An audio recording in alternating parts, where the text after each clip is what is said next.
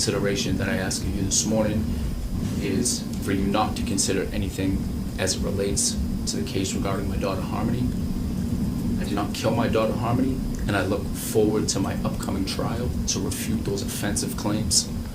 Probably won't believe me when I tell you that I didn't wake up one morning and choose to become an addict. I don't want to be an addict. And I will spend my time in prison utilizing it to the best of my ability to change things about myself. I could have had a meaningful life, and I blew that opportunity through drugs. But I loved my daughter unconditionally, and I did not kill her. Please don't consider anything that relates to those charges. Only consider the facts to this case. So the fact that she didn't lift a finger to get her help, she did nothing, and then decided to just, well, not only that, but, you know, she laid down and got pregnant by him while my daughter was somewhere stashed in this house. That's a little part that everyone else seems to miss, is that she did have a third child a month before they got arrested in 2021. She had a daughter. Go figure, right? So that right there is just disgustingly sick. Like, you watched him murder a child and then you laid down with him and had another baby? Hey, what's up, iCkEdMeL? Welcome back. This is the backup channel. If you could subscribe, I'd appreciate that. Now, today was the hearing for Harmony Montgomery, well, really Adam Montgomery, to extend the trial to a later date, which the state approved. I did a very in-depth video. If you haven't seen this video on my main channel, I'll post a link down below. It's an hour and 40 minutes long, really in-depth. But what happened today, it was very short. They extended the dates. People on the main channel were asking me about it. I'm limited to notifications on the main channel to 3 notifications per day. I didn't want to use the last notification that I have. It's going to be about 6 hours. I have one right now, and then I won't have another for another 6 hours on the main channel. So the purpose of doing this backup channel so I can post extra content, or if I need to jump on here because I'm out of notifications for a chase or whatever. So if you could subscribe, I'd appreciate that. I think we're at 800. First 800 subscribers today. Thank you so much. Appreciate that in one day. So if we get to 1,000 today, that'd be really nice. And let's listen in. It's really, really short. What this guy did was pretty horrendous. It's a long story, but Harmony, I believe, was 5 at the time, from New Hampshire. And there's the stepmother, Kayla, where she ended up, I guess, snitching and telling what Adam did. And supposedly the story of what Adam did was when they were in a car. I guess they were living at a car at the time.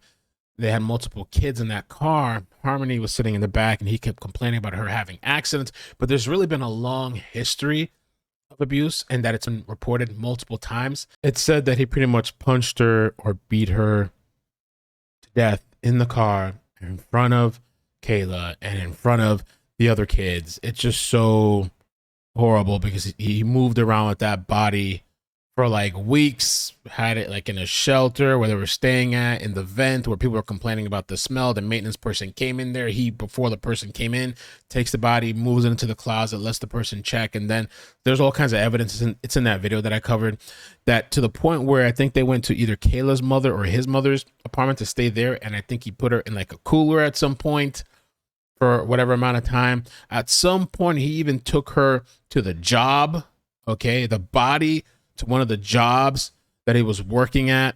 And I think he had, I don't know if he brought the bodies himself, I'm trying to remember off the top of my head, or he asked Kayla.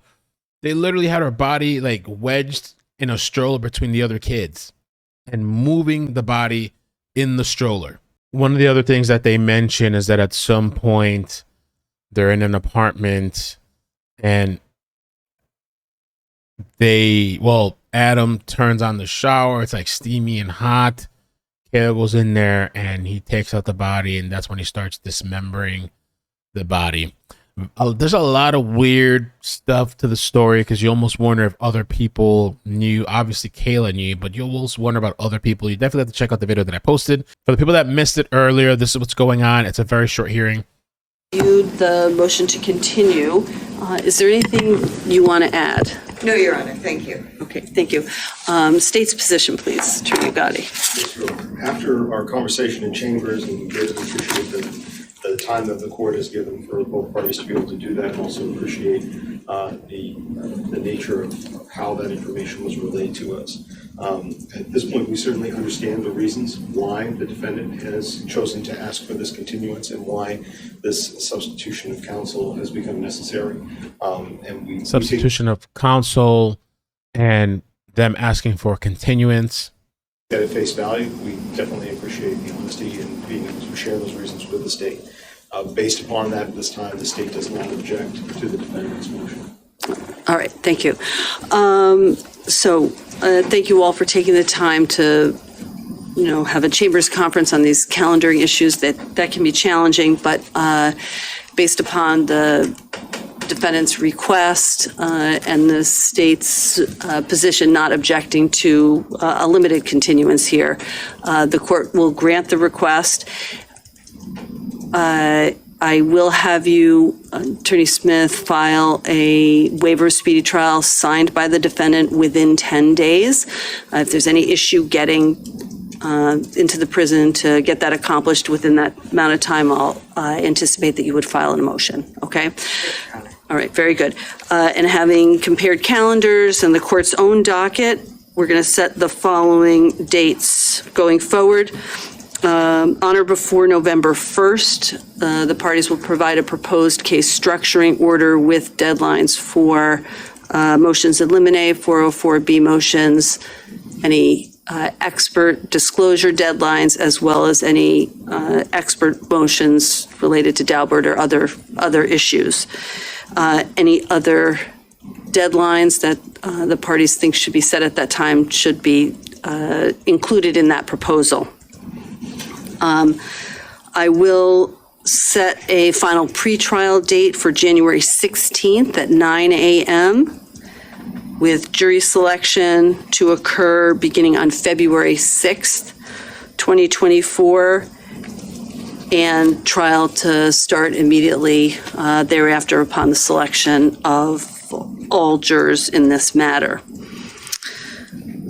The parties will communicate with the court monitor regarding the pre-marking of exhibits.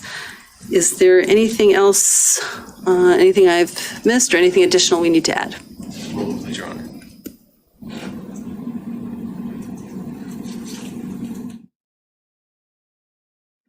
I don't believe so, Your Honor. Thank you very much. I think that covers everything that we discussed. All right, thank you. Attorney Smith, anything additional from you? Nothing further, thank you. All right, very good. So it seems like the trial is pushed back again. So they got to do some sort of proposal by November 1st. We thought the trial was going to start by November 20th, but now they're saying January 16, 2024, 9 a.m. There's a pretrial.